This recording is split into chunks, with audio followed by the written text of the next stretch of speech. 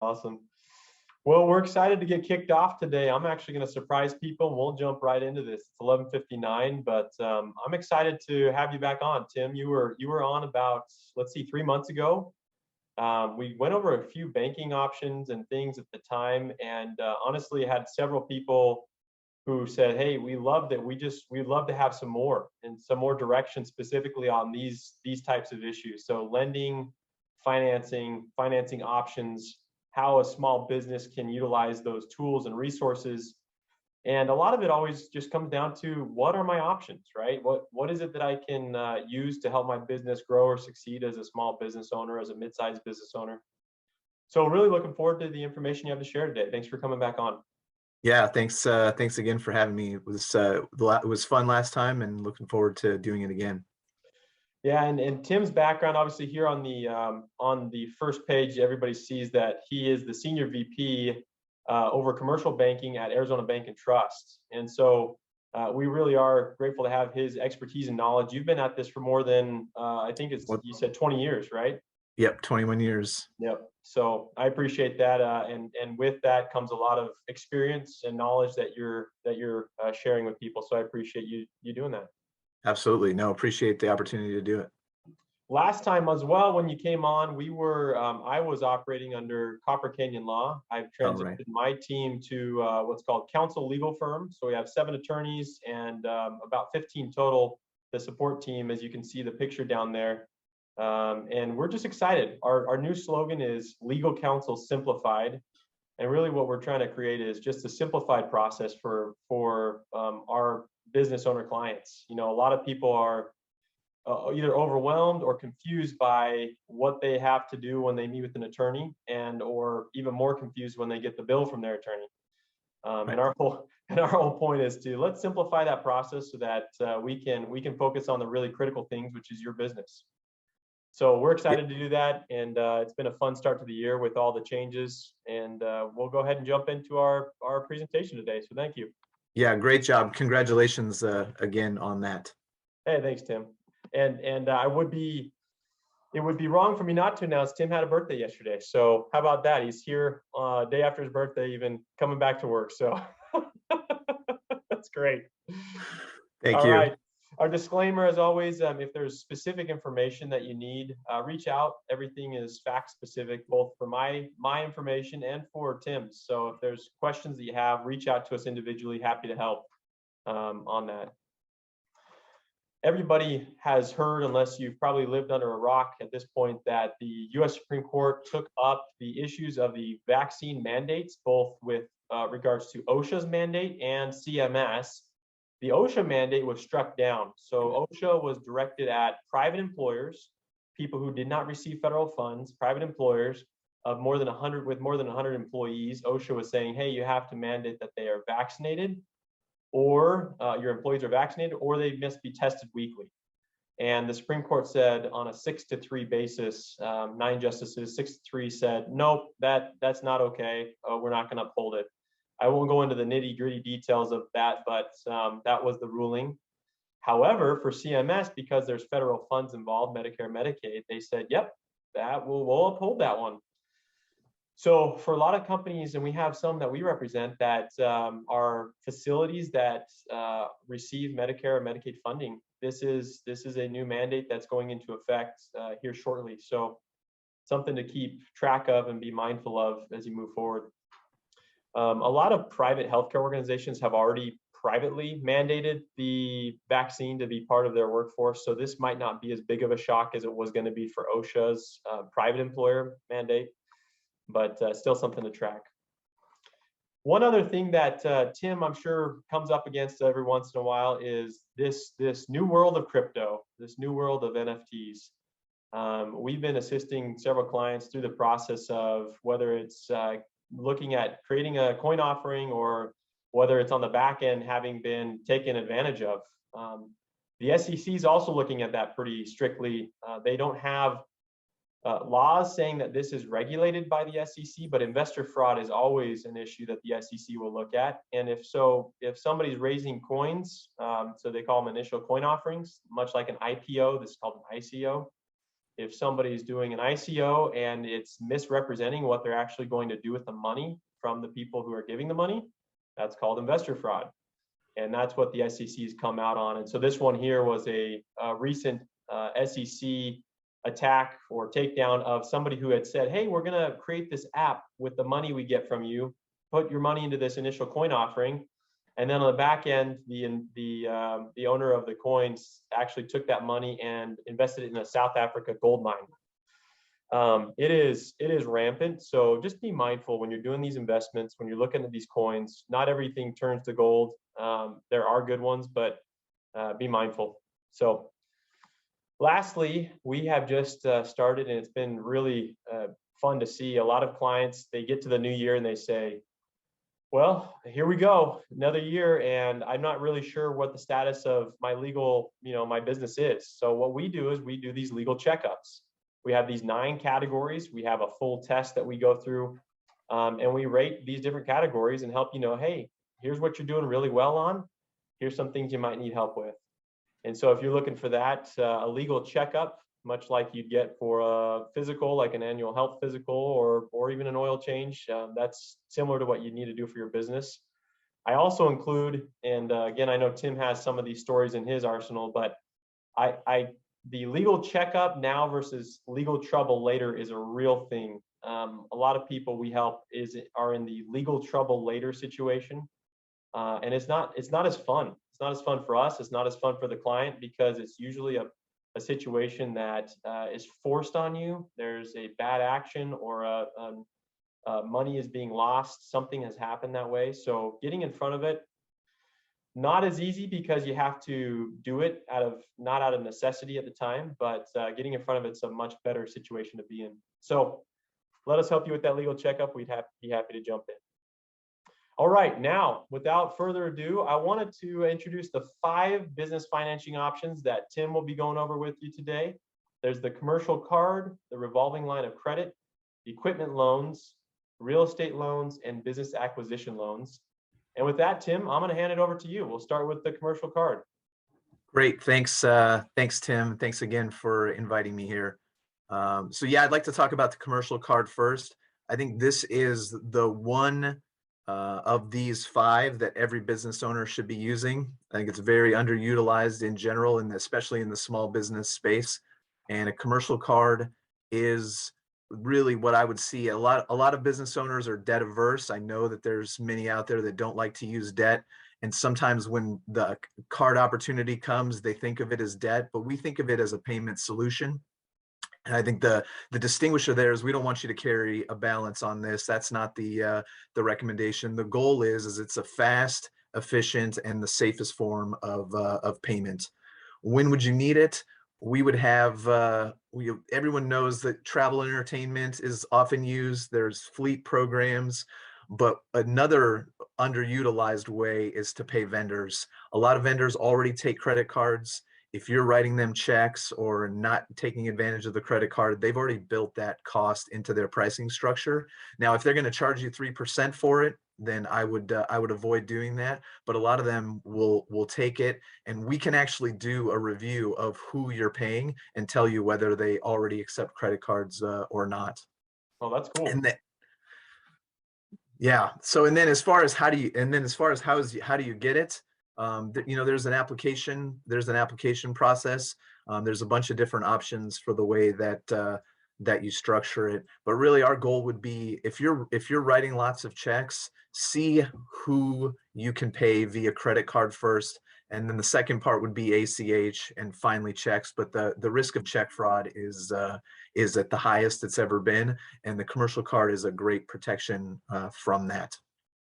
So the commercial card, Tim, is a credit card, is it not? Is that what we're talking about? Commercial credit It is. Yep, it is a credit card. So a lot of people are used to the cards where you carry balances. Mhm. We would not allow you to carry the balance. The goal would be that you pay it off every month, and with that, there's no annual fee for that, and no interest as long as you pay it within the period of time. So we have a 55-day pay cycle, which is one of the longest out there. So 30 days to spend, and then 25 days to make that payment. Oh, very cool.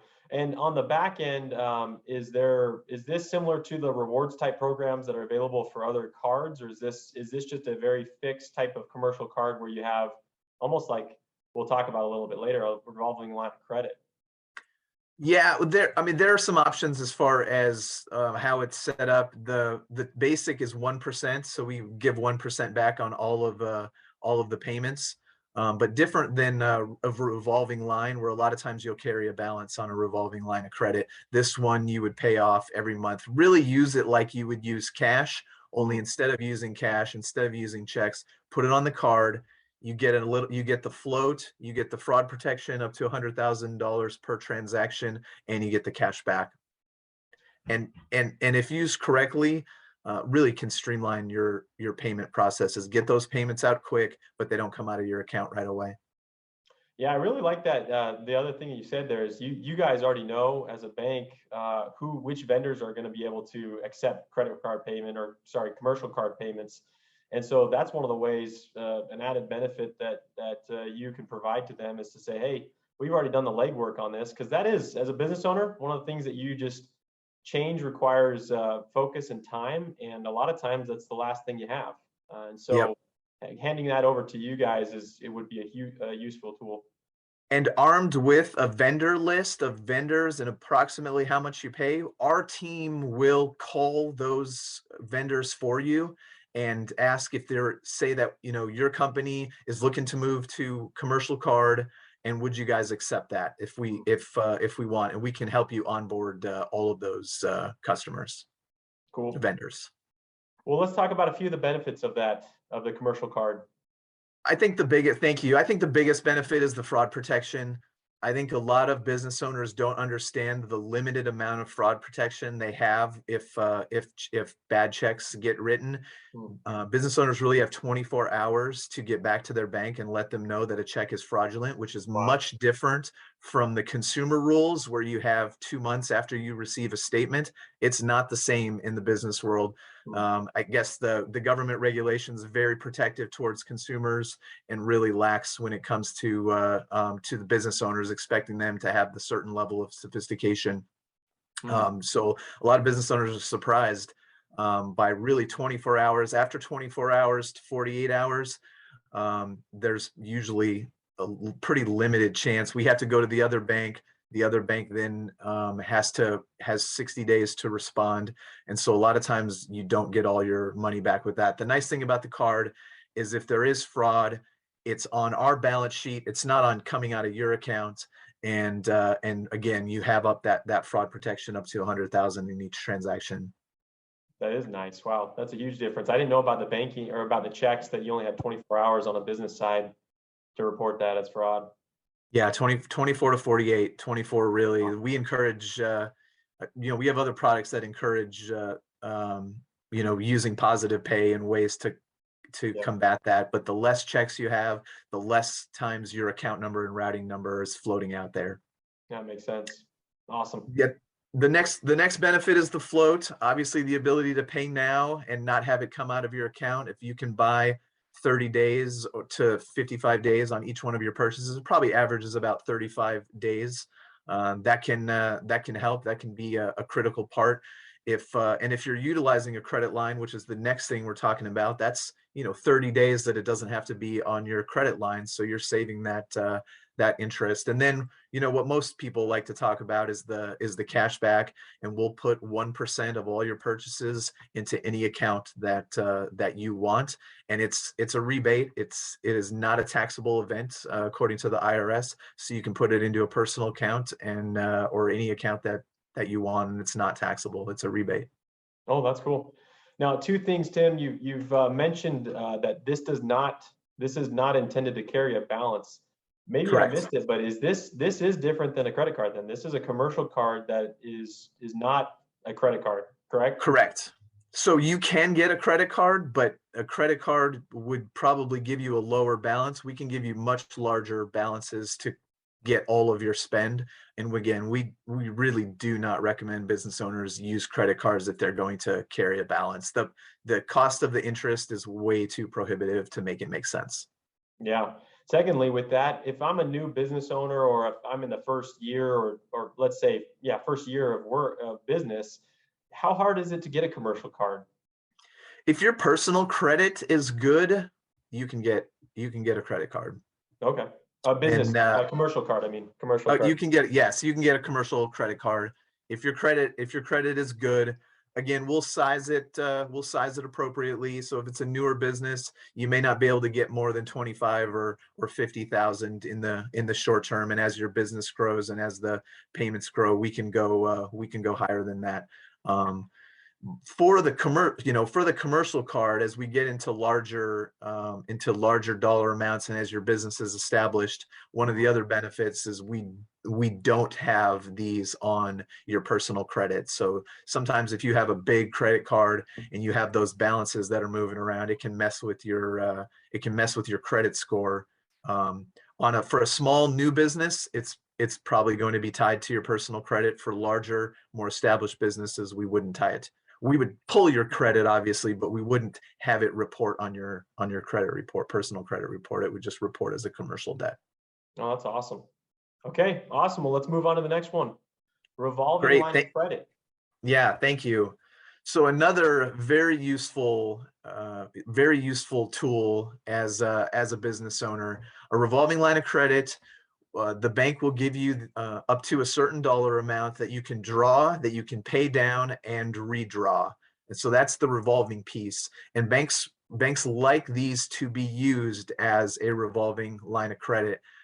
Banks get very uncomfortable when you max your revolving line of credit out to the top and don't pay it down. So the goal behind it is there's revolving. I need 50K for inventory. Get the 50K, and as I sell that inventory, we pay it back down and we advance it back up with the next need, with the next cash flow need. Yeah.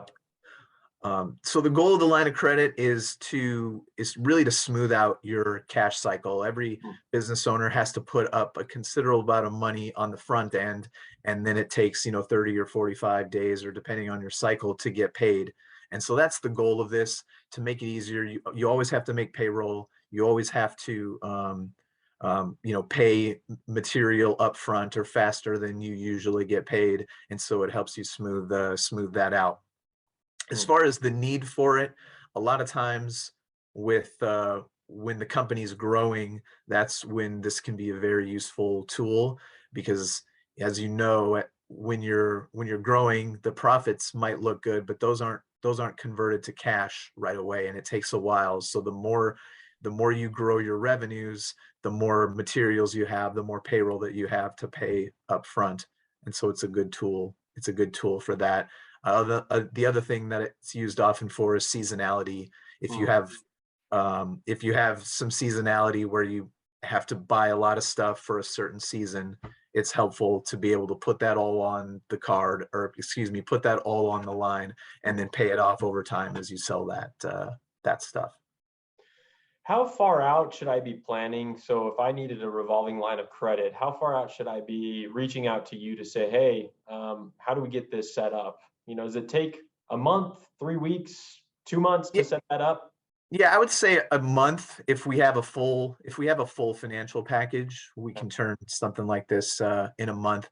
If we're talking a very, very large line of credit, like once we get maybe over $1 million or 2 million, it might take a little bit longer than 30 days, but we should be able to put something in place for you in 30 days. Okay. Depending on the complexity of the business and the financials and everything else. Cool. Well, very good. And let's talk about some of the benefits of the revolving line of credit. So again, I talked a little bit about funding your revenue growth. It allows you to bridge that gap between the growing expenses and the growing revenue that is coming, but it hasn't converted into cash yet. We already talked about evening out the cash cycle in that way. And then just as emergencies, a lot of business owners that don't necessarily need a line of credit like to have one in place as a just in case. Someone that you're expecting to pay doesn't pay, they're going to pay, you got to make payroll, or maybe your expenses went over. Having that buffer can be a benefit to make sure everybody gets paid on time. Yeah, no, that's awesome. That's actually That's an interesting point you brought up there, because every one of the business owners I know has that kind of lurking feeling in the back of their mind. Hey, things are either going well, or in the direction that they're going enough to feel comfortable, but there's always that lurking feeling of, well, if this one thing or that one thing happened, that would put me in a pinch for a little bit. So I love that idea of having that kind of as a backup, Yep. to the emergency side. Cool. All right, well, let's jump into the equipment loan. I mean, the word stands for itself, equipment loan, but I want to hear kind of when and how, these are used. So, so equipment loans are obviously there's a big demand for those. So you usually want to get a piece of equipment that's going to help you grow your business. And so the goal is if I can have this now as opposed to saving for it, is this gonna, is this gonna build my bills? Is this gonna produce efficiencies in my business?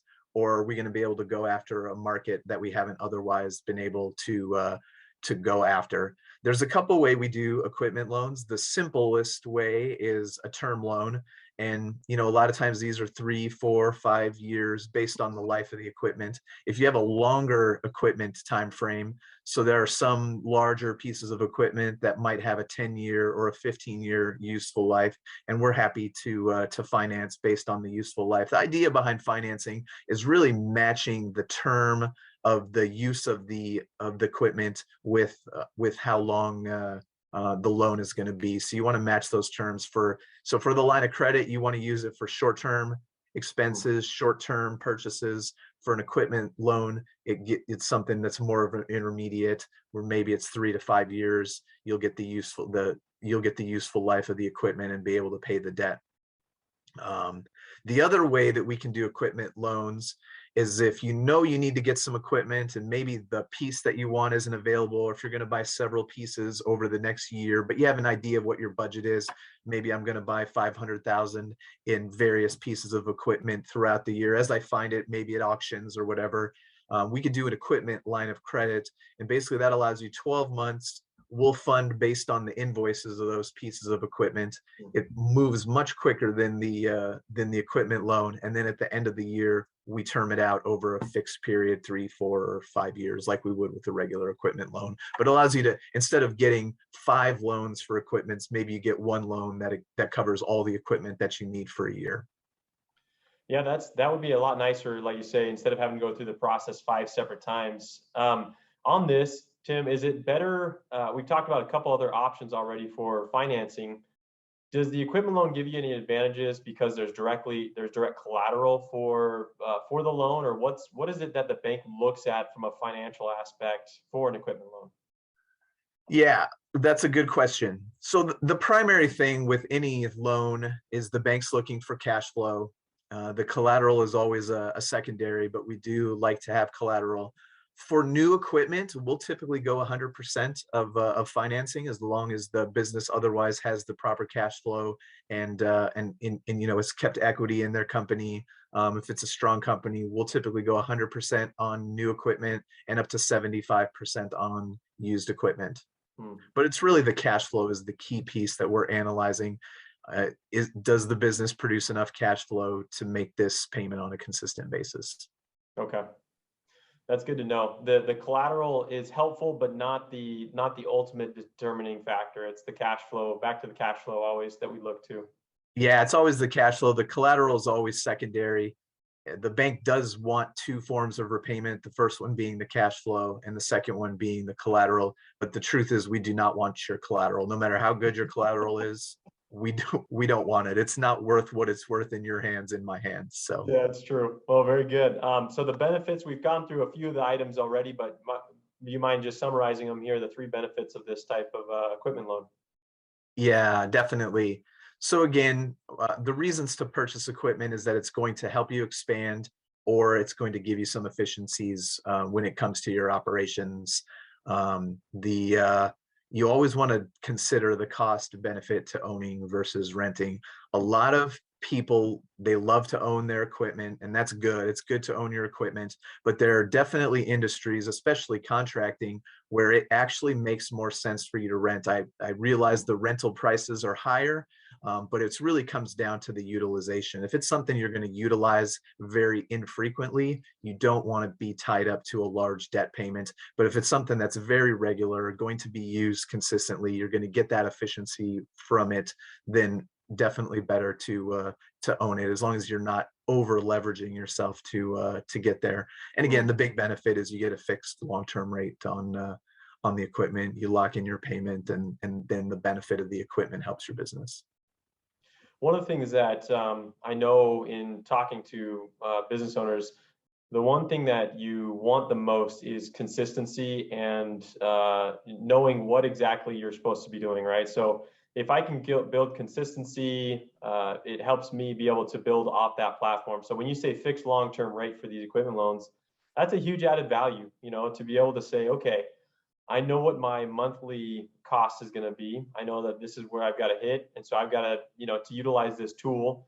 So really, when you're saying all these things, you guys are almost helping run this analysis of when is the value going to be sufficient enough, because you guys are looking at the cash flows, you're looking at other things to make sure the collateral is there for you to give this loan. It's almost a cool back and forth that happens here, and giving that assurance that yes, this fixed long-term rate is something that's going to be valuable to the bank's client in this instance for this piece of equipment. So yeah, we can definitely help with that. Awesome. All right, real estate loans. And so real estate loans are the longest term. So these go out, these are the longest ones. These are also typically the biggest loans you will get. The bank typically requires 20% down. That's a conventional loan. But the SBA does have a really great 10% down program. And I think that's usually the biggest hurdle to purchasing real estate, is that down payment, because you don't want to use cash flow that you need to run the business to purchase a piece of real estate. And there's a lot of analysis that can be done regarding what your current rents are. So when we calculate your ability to cash flow, we can add back those rents. So if you have the down payment and you can find a real estate that would equal your rent, that's usually a good sign that you're in a good place to purchase real estate. So real estate, again, long-term investment, gets you out of the cycle of paying somebody else's mortgage, gives business owners the opportunity to build equity in a hard asset. And if you're in a position where you're selling your business, there's obviously more value having it as the real estate. Or a lot of business owners will just sell their business, rent the property once it's been paid off, and get cash flow, very passive cash flow from that. So there's just a lot of opportunity with owning your own real estate. Yeah, and like you said, one of the factors or hurdles that I've seen is the other three loans that we've talked about. It requires little down, unless, as you said, the equipment loan might, if it's a used piece of equipment, you might have to. Correct.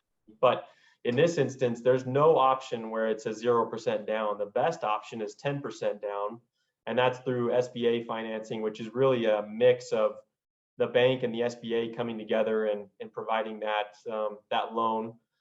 And so if you're talking about, like you say, a $2 million or let's say $2 million property, you're talking about $200,000 needing to be put down. Minimum. Yep, minimum.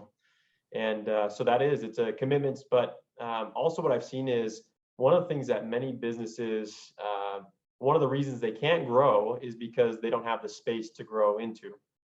And as many of us know, when you're renting, let's say you lock in for a 5-year lease, growth is limited to the space that you've leased up, or unless there's space next to it that you could maybe attach onto and have a lease there. But a lot of times that is the factor why I've seen many people say, hey, I feel like I can't grow. I've got to either lease like 7 different spaces and then try to patch it together, or I can jump into this and kind of make this one spot my place. Yep. Frankly, that's what I just had to recently do, and so I know that feeling all too well, and it was a cool process to go through to kind of see how it all works on the back end. But let's talk real quick about the benefits. Yeah, I think you put it well in this saying, pay yourself. And it's a really good way to pay yourself instead of paying somebody else Mm. for property that you need for your business, that's critical to the operation of your business. Pay yourself to the extent that you can. The next part is locking in those occupancy costs. As we've all seen, rents have been going up. They've been steadily going up. The ability to lock in a long-term rate on a building is invaluable to managing your costs, and also you get to control the space. You get to do with it what you want. You don't have the same type of limitations, and obviously that's stability of ownership and pride of ownership, as Mm. well as you build equity in your own asset that you can use as you want. Yeah. We had Tyson Breinholt, who's the owner of CPI, on here just about 2 months ago, and he was talking Nice. about exactly that. He even went through to a micro level on which types of spaces, warehouse versus office versus other, which types of spaces are just so hot right now you can barely lock them in. And warehouse was specifically that. Right now, Yeah. he says he's got people that are locking in on leases that are 6 months out to start. Right. It's just crazy. So again, building that stability and consistency is a lot of times of huge value to a business owner if you can lock it in. I played soccer in high school with Tyson. Oh, So did you? yeah, Small world, right? it's funny. It's so small. That's great. Really good guy. Yeah, he is. Okay, final thing, business acquisition loans. Walk us through that. Yes. So business acquisition loans are really a different loan type, and a lot of different things can go into. When you talk about most of the other loans, there can be flexibility, but this is one of the areas where every business is different, and there's a lot of different ways to put something like this together. Um, so a lot of times we use SBA. That's if there's not enough collateral, which a lot of times in a business acquisition, the seller is trying to get a gain on the multiple of their income. And a lot of times that isn't backed with sufficient collateral, which makes the SBA a really good option as well.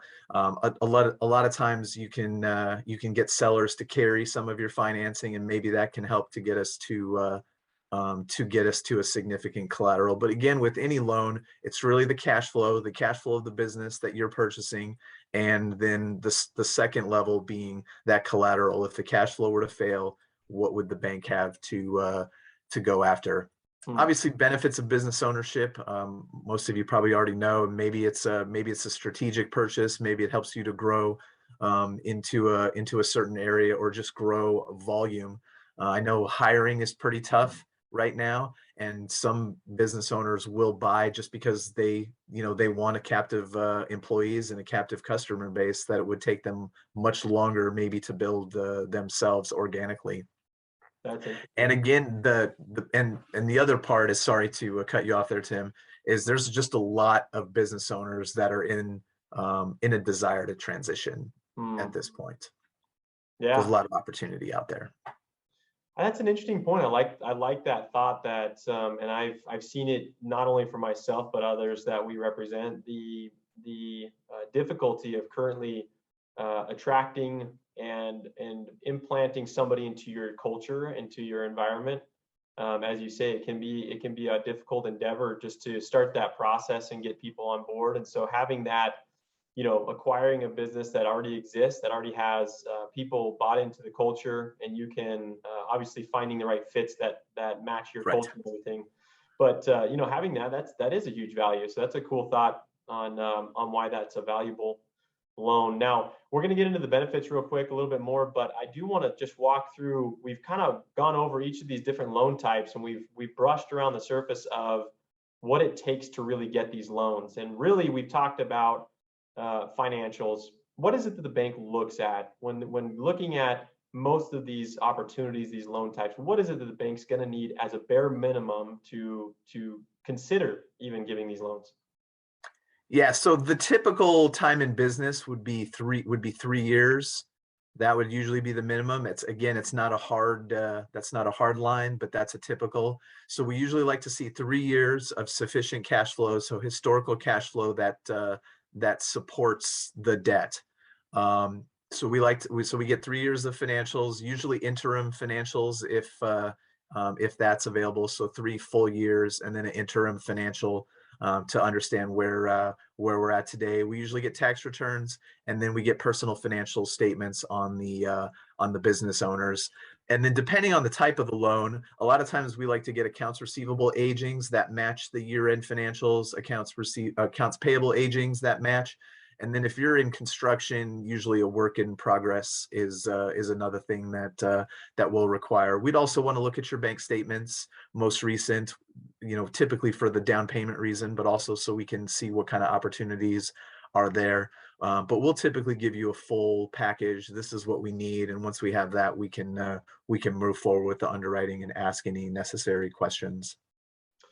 Yeah, it's a fairly simple list. It's not always the most easy to acquire, especially for a small business, but it is something that every bank is going to require because, again, you've got to look at the health of the organization of the business. And Yep. everything you just mentioned goes back to the words you've been saying, cash flow. Cash flow is critical to any loan that's going to be issued. And so, yeah, I see, a lot of business owners come. One thing, I'll actually step back. One thing that you mentioned, personal tax returns. A lot of the companies we set up, they're LLCs, limited liability companies, Mhm. but they're taxed as what's called an S corp, which Yep. means you're passed through taxation status. And I'm going to guess you deal a lot with S corp taxation business Yep. structures. It's S the corps and most, LLCs are our primary clients. Yep. yeah, it's the most common. Probably 99, I would 95% of the businesses we organize are set Yep. up as a LLC, taxed as an S corp. And so banks are very familiar with that. And that's why you have to get to the personal financials, because in an S corp tax status, the income, not the revenue minus expenses equals profits. The profits are what are passed through to you as an individual. Even if you hold that money in your business bank account, it's Yep. counted as your income because if you're taxed as an S corp status. So, anyways, just a little background on that. The benefits, you've talked about the acquiring ownership. There is this cool option we've seen utilized in the purchase space of the SBA jumping in. Yep. And then the other thing that we talked a little bit about, Tim, offline, was this extra due diligence help. What do you mean, and what does that mean to a person who might be looking to buy a business? Yeah, that's a good question. So when you're buying a business, you're collecting their financials, right? And you are really kind of doing my job in a sense where you need to understand how does this business work and where's the cash flow coming from, and does it make sense for you as a business owner to acquire this business? Well, we're going to help you do that in the sense where we're going to be reviewing those same financials. We're going to be making determinations on whether there's sufficient cash flow to cover the debt. We're going to be able to point out any inconsistencies in the financial reporting because we'll do a pretty deep dive in to the business financials to understand them, to make sure that our payment source is protected, which is also your repayment source, really. If you're buying this business with the ability to to make those payments. So I think that's an added benefit to having a bank look at a package when you're looking at a business acquisition. Yeah, I've seen it a couple times, honestly, where a client's looking to acquire a business. They are seeking SBA funding for it. They go to get the funding, and the seller presents their presents their books, and the bank comes back with the key questions that should have been asked by the buyer. But the buyer oftentimes is not somebody who, it sounds silly, but is not somebody who might be that sophisticated in finance, right? Doesn't know a lot of the questions to ask, might not Yep. know that, hey, these costs can be hidden in the books, and these aren't the appropriate ways to categorize these, and it actually shifts things very differently if you see it that way. So that's a huge, for instance, I've seen this specifically where a bank said, hey, I see that you have a large cost expense for these outside contractors, but you have 0 employees. And the business is, running a specific type of business that really traditionally is employee based. Hmm. And the bank says, hey, I don't know if we're comfortable lending on this, because that very well could come into a tax liability issue when you got a bunch of people not being paid payroll taxes, Right. from the business. And so you might not really be getting the value. The profit looks really high when it should look a lot less because the taxes aren't being paid. So, yeah, Yep. just a cool That's a value good, that, that's a good example. And a lot of times there could be inconsistencies in the financial statements where, the profit isn't where it looks like it is. So yeah, no, that's awesome. So those are the 5 options that we just went through. Those are cool, cool tools that business owners of all sizes can use. I really, honestly, first time, I know I've heard the word before, commercial card, but having explained to me this way was really helpful, even for me. It seems like such a cool utilization and tool to have. A revolving line of credit. I'm a big believer that that's a helpful tool to have in those, whether you need it for, like you said, actually utilizing it on a regular basis or just that emergency basis. Business owners a lot of times feel like I've just got to stockpile cash, just right. in case, which does 2 things. One, it limits your ability to grow because you can't reinvest money back into your business. That's Or correct. 2, it really doesn't give you a good indication of whether your business is truly successful or not because your cash is all tied up in an asset that frankly could go tomorrow or whatever, right? There's a lot of factors. So it gives a false impression unless you have that backbone revolving line of credit. And then the other 3 that we discussed, obviously, useful tools for specific instances: equipment loan, real estate, and business acquisition. The best time to start talking to Tim, if you're on this or if you're listening later, is now, because everything Yep. he talked about requires a relationship to be had. To start the dialogue of what do your financials look like? How can we get them in the right shape so that when you need the things you need, you actually can get them? That's great. Yeah, thank you, Tim. And again, if you're interested in how big of a real estate loan you might qualify for, or how Hmm. big of an equipment loan you might qualify for, we can do debt capacity analysis. That's a pretty simple thing for us to help you with and guide you through if you are interested. Awesome. The last thing is we have our referral program. We also, if you're looking to refer somebody to the team here at Counsel Legal Firm, here's the process: either a phone call or an email. We always take really good care of referrals. They're our number 1 priority when they come in because we know it's not just the person coming in that we need to take care of, but the person who referred us. So we Yeah. take that very seriously. Well, thank you, Tim, for coming on today. I really appreciate it. It was helpful to walk through these. Same. Appreciate your time, Tim. Always enjoy it. Well, I'm sure we'll have you back on as popularity demands keep coming in. So I'm sure we'll see you in a little while. Sounds good. Thanks, Appreciate it. Tim. Um, Thanks. bye.